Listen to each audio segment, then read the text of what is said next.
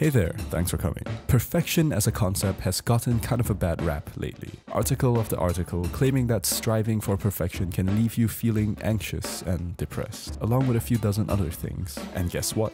I totally agree. But the problem is, not one of these articles is proposing an alternative. And not only that, but they're kinda wishy-washy and don't tell us about the real dangers of perfectionism, of which there are many. So I'm taking things into my own hands. I'm going to show you concretely why striving to be perfect sucks and propose what we should be doing instead for massive success. Using the most perfect anime character this season as an example, Lloyd Forger from Spy Family. Ready? Story time. You're a spy.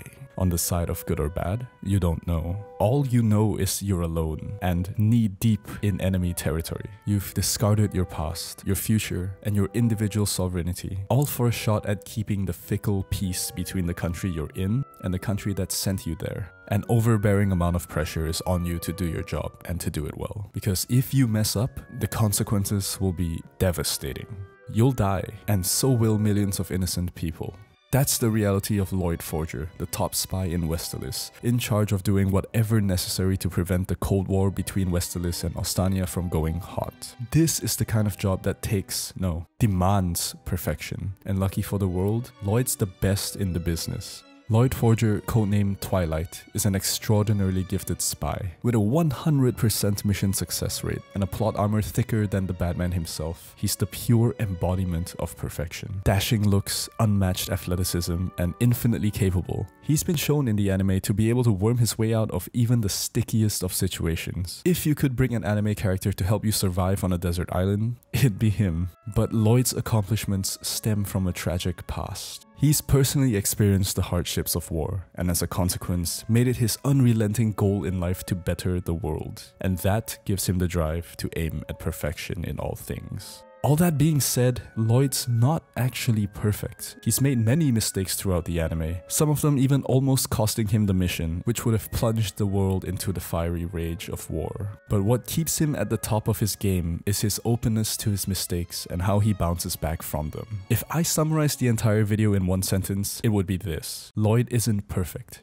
He's excellent. Now you're probably thinking, what the heck do you mean? Perfection and excellence, they're pretty much the same thing. Well, not exactly, and here's why. Imagine you have to study for a test. Perfectionism is aiming to score a perfect 100, while excellence is just, shall we say, aiming for anything over 80. Perfection will always be the better outcome, right? But just think about how much more time you'd have to spend studying for that last 20%. For a full 100, you need to know everything about that subject. The diminishing returns on that are devastating. And let's face it, in reality, there never is just one test. There's like 5. So if you try to be perfect, what you'd realistically end up with is 100% for one test and 30% for the other 4, because you spent all your time studying for the first one. Excellence is aiming for straight A's and getting low 80s in all 5. That's the difference. If Lloyd was a perfectionist, he'd be really good at one thing but terrible at others, and that's the best case scenario. More realistically, he'd be so uptight and rigid he wouldn't be able to improvise and get himself out of danger when things eventually start to deviate from the plan. And you can see the effects of perfectionism versus excellence in real life all the time. It's literally the difference between a $100 million company and a company that goes broke in their second year of business. If you'll allow me to get nerdy for a sec, I want to tell you about how companies work in the tech industry. And for those of you who don't really care, think of it more like a social experiment, kind of like going to the zoo, but the animals are all computer scientists. Alright, so in the software industry, there are 2 styles of companies, broadly speaking. Companies that value perfection and companies that value excellence. The companies that value perfection are called waterfall companies. And what they do is plan and gather up every last detail of a new product they want to launch, build the entire thing from start to finish perfectly, and then launch it to the public. The companies that value excellence are called Agile companies, and what they do is a little bit different. Instead of getting 100% of the information right off the bat, they get maybe 60%, and they build the minimum amount of software needed for the product to be marketable. At first glance, waterfall companies might seem to make a lot of sense, right? Sure, but then you realize that building an entire product could take upwards of 6 months. And in a world as cutthroat as high tech, that just ain't gonna fly. Agile companies, on the other hand, ship out software every 2 weeks. If you find gold in the desert, who's gonna dig up more of it? The guy who spends weeks thinking about the best way to swing his shovel, or the guy who grabs the nearest pickaxe and goes to town? And that's why these days, waterfall companies in software are either all dying out or switching to become more agile, because they now understand the benefits of striving for excellence over perfection. Alright, maybe the tech example didn't quite resonate with you, but if you're a guy, then there's one universal place where being a perfectionist has definitely cost you. You ever try to talk to a girl you like? Well, if you're anything like me, then you'll remember painstakingly spending hours, if not days, trying to think of the right thing to say to your crush back in high school. Only to never say it.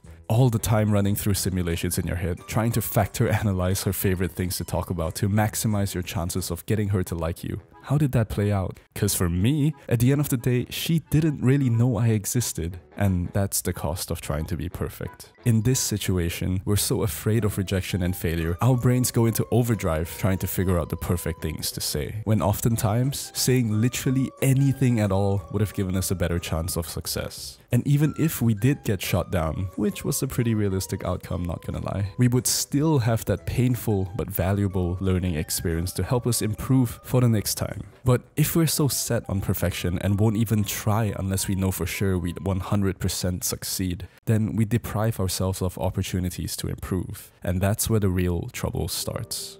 Let me tell you what perfectionism cost me, like really cost me, personally. And it's something a little bit painful for me to talk about, but I'm gonna do it anyway, in the hopes that you guys can learn from my mistakes and not fall into the same trap.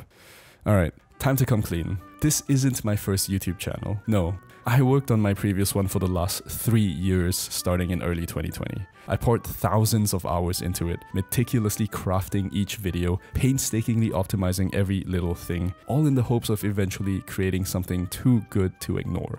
In other words, something perfect. What ended up happening was it took me months to create a video because I wanted to get it just right. And that's not necessarily a bad thing. That's the same strategy big YouTubers like Mr. Beast and Mark Rober use, after all. But because I hadn't done YouTube for the last 10 years like Mr. Beast, I didn't have the same knowledge. So every one of my perfect, I'm doing air quotes, perfect videos flopped. Each one costing me valuable time where I could have been uploading and learning from my mistakes. It sucked because I invested so much of myself into each video, only to have absolutely nothing to show for it at the end of 3 years. So after having this realization a couple months ago, I decided to give up on chasing perfection, to start aiming at excellence instead, to transition from being a waterfall content creator to a more agile one.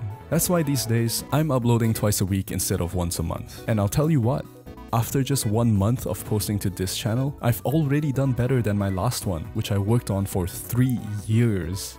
Not trying to flex or anything, I just wanted to showcase the power of dropping your expectations. This one mental shift that'll take you all of 8 seconds to do can literally save you years of time down the line. And I think that's pretty awesome. I hope this video brought some value to your life. And if it did, why not consider subscribing so you won't miss out on my next ones. And if you like this video, then there's a good chance that you'll like this next one too in my Spy Family series. So click on that and I'll see you there.